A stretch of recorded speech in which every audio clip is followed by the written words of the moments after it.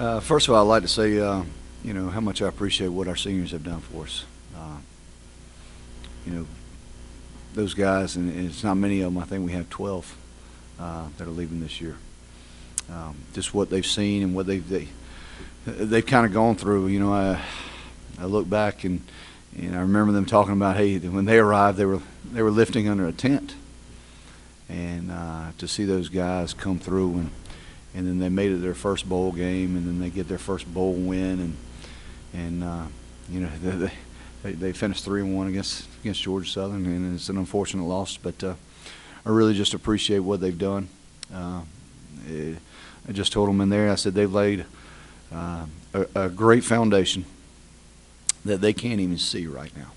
They really can't see. I mean, they can't see the growth. They can't see the things right now because of the hurt in this game that we play. But I appreciate every last one of them to go through what they've done through, to have a coaching change and to lay it on the line and do the things necessary. The game certainly was not, certainly wasn't the way we had hoped. Coming into the game, we were down a couple guys. We had lost a right tackle, we lost a safety, and we lost Trey Barnett in practice, and just didn't turn out. We put together a lineup out there as best we could, and went and fought as hard as we could. But we made some blunders. I mean, we made some blunders that were unfortunate. I thought our defense came out and really played well in the first half. I mean, kept us within striking distance. We couldn't solidify the run game in the first half at all. Having to move our left guard, Quan Gilmore, to right tackle. Pat had to be inserted at right guard, Bartlett, and then with Gabe's never played left guard, and I had to move Gabe to left guard. So, that was a struggle right there, and then with Trey Barnett beaten out. But I thought we had an opportunity to come out if we could just, piece together a drive here or two in the second half. We took a chance with the bunt kick in the second half. They'd made an alignment where they lined about 17 yards off the ball on the far right wing, and we said all week if they gave us that look, we were going to take it. And the ball didn't give the bounce like we thought, and they were able to punch it in from there, and they kind of distanced themselves. But it's a tough ball game anyway. Anytime you come and you play your rival and it's the end of the year, it's something that hurts you, because we understand what's all at stake, and it's not a good feeling. The feelings that we have right now in our heart are things that we need to remember and we need to cherish and we need to put in our pocket, and we need to doggone pull them back out when there's time. I told them it's going to be a great but tough and physical and mental off season that we got to break each other down, coaches and players. We really do. We've got to break our young football team down. We've got to understand that there's got to be tremendous development in the off season from a physical standpoint, as a physical football team, and a mental standpoint. The January and February and March will do us quite well, because we have really got to go push ourselves and get ready. So with that being said, you got any questions?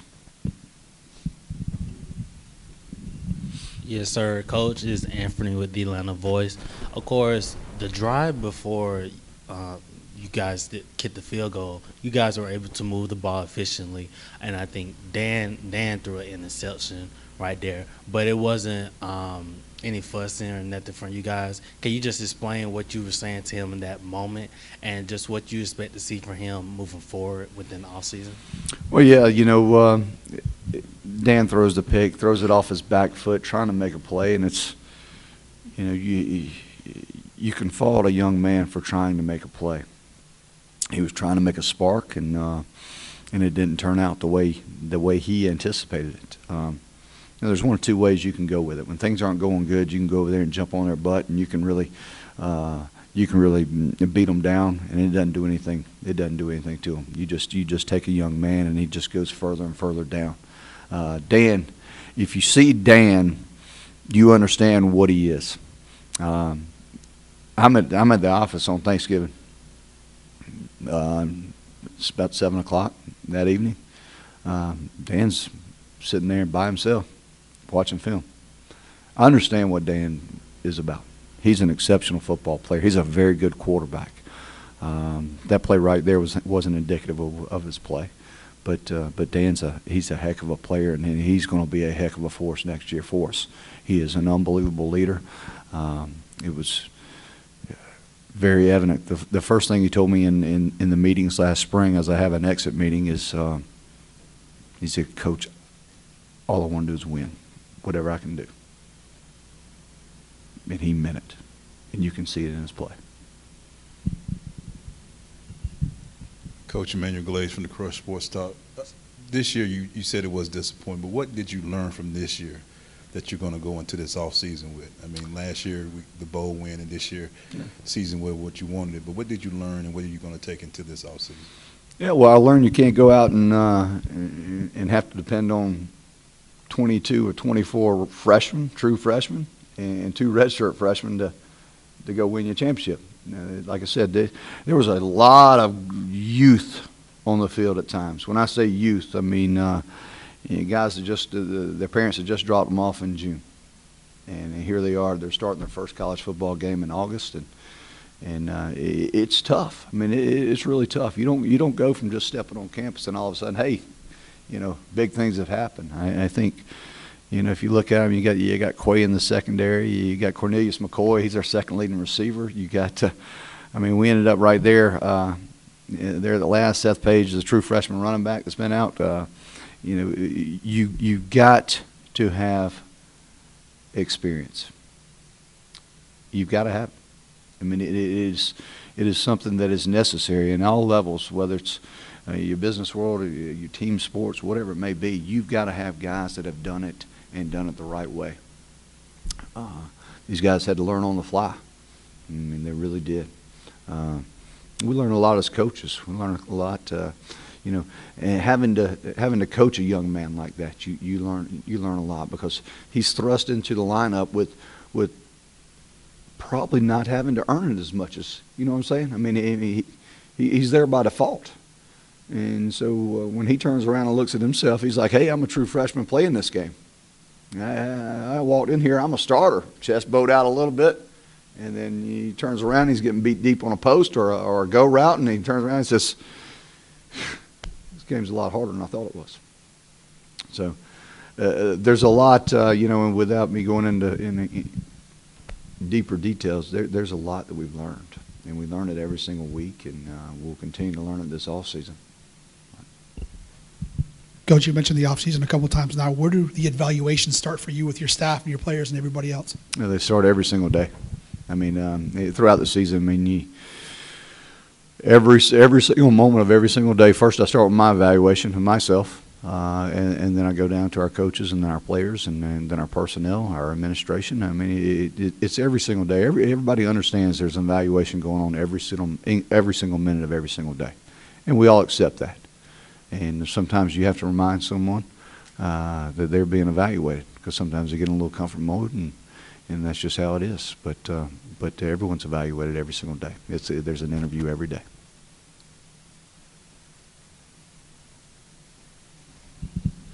You mentioned this foundation that the seniors have laid, and maybe they can't see it now, but what do you see of that foundation that you hope these younger guys and guys coming into the program realize when they get here? Well, what I see a team that plays with a lot of grit, that doesn't quit, that understands that the way we're going to win together. There's not a team of a lot of bickering. You haven't been out at practice per se, but you've been out there after practices, and in certain seasons, when seasons like this occur, there can be a huge fallout from guys pointing fingers at one another to not practicing hard. Those guys kept it together.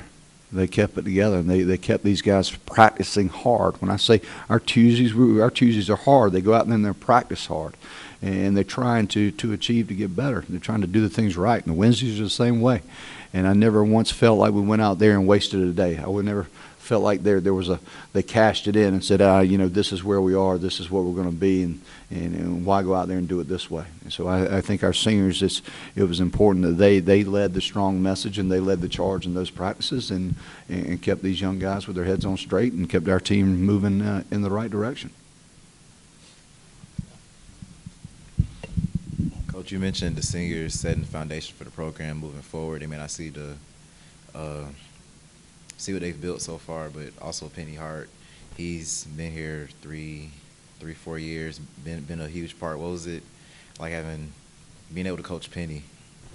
Well, Penny's an outstanding student athlete, first and foremost. I mean, he's everything you want. He's a guy that goes out there and works the hardest.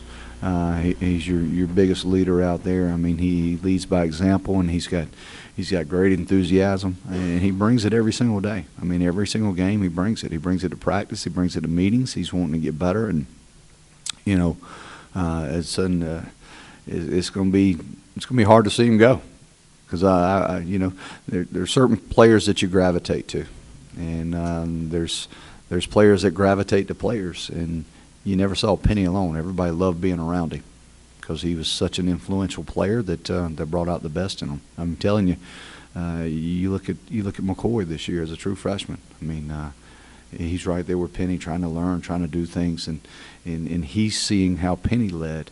And now it's, you know, it's early for him, but he's going to step in that mode and try to be that guy. He's just like Penny. He's got that personality, that gravitation, that work ethic. And but we appreciate everything Penny's done. I mean, he's done a great job, and you know, it's wish him the best of luck. Yes, Coach. You guys pretty much faced a lot of adversity just within this game, but particularly the first half. You had a blocked field goal. You had times where you were in your own territory and almost had a block punt, fumble, etc. When did you guys feel that? Well, when did you or your players feel the game was getting out of hand or you lost time? You know, that's a great question. I mean, as a coach, I don't think you get that feeling. If so, you're in the wrong business. I mean, you really are. I mean, what point do you look over and say, you know, this thing's out of hand? You know, I'm not going to be competitive. I mean, if you're a player and you're a coach, then you're going to be competitive right up to the very end. So, I mean, to sit there, you can feel it. You can feel momentum slide. You can feel it at times, but as easily as you can feel it, you can see it flip. So, you know, I don't think there's a chance. I mean, we fight to the end. We've seen that all season long. We've seen it all season long.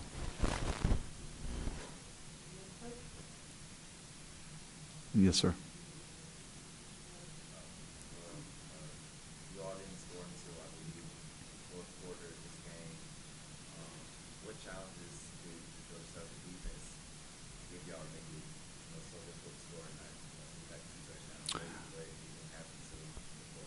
Yeah, I mean, Georgia Southern played well defensively. They did. You know, they kind of kept us at bay running the football. We felt like we could run the football. But, you know, when you lose your right tackle and you lose your starting running back and you got to put your left guard starting at right tackle, your right guard starting at left guard, and bring back in your redshirt freshman right there, you know, the offensive line, you can't just mix and mingle. You can't. You won't ever be successful doing that. You can't say, hey, left guard, go play right tackle, and go out there and think you're going to be really successful. It just doesn't happen. What develops is you got to develop a unit that can last, and we didn't have it. I mean, we were unfortunate that we had to make those changes and get Jalen Jackson was out, and then Barnett's out at running back, and Seth Page hadn't been there in the past 2 weeks with situation. I mean, some circumstances he was going through.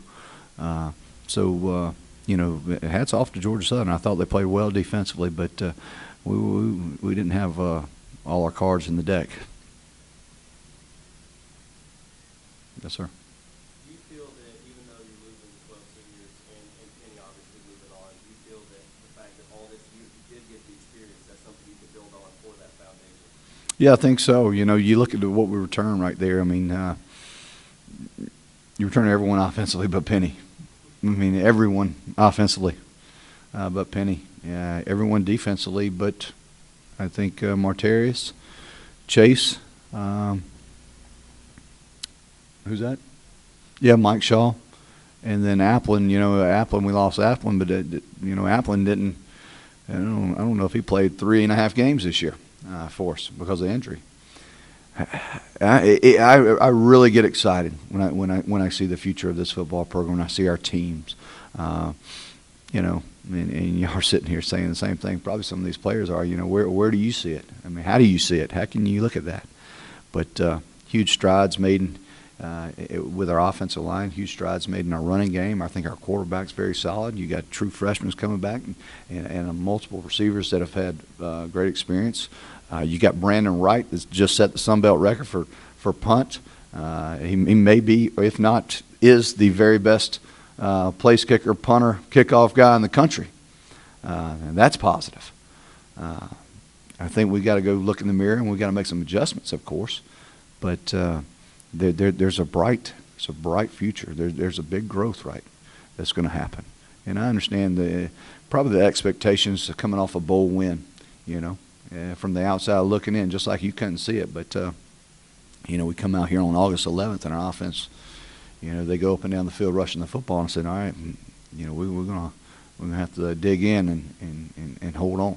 So, but my head is not down. I'll sit up here proud and be the head football coach at Georgia State University, knowing that we got a great group of young men, we got a great group of coaches, we got an administration that backs us, and we're ready to go. I mean. It doesn't change. It doesn't change for me. Brandon was the top 5 in most of those playing categories going to the final selection for the rank guy. Yeah. Yeah. What was your opinion about him? I don't know. I think if you go off statistics, you can go off their qualifications. He was easily a top 3 guy. I even invited Ray Guy to come down here and watch it himself. Brandon's very well deserving of that honor, without a doubt. Very well deserving of it. I think a lot of Brandon, and he had an exceptional year for us. And it's unfortunate that he probably got snubbed because a guy that had been there the previous 2 years probably wasn't having as good of a year. I think he may have won it last year, and maybe they threw him in there. But that's just my opinion on it. But Brandon has nothing to hold his head down over. I can assure you that, because he is, if not, I think, and a lot of people in this country think, the very, very best.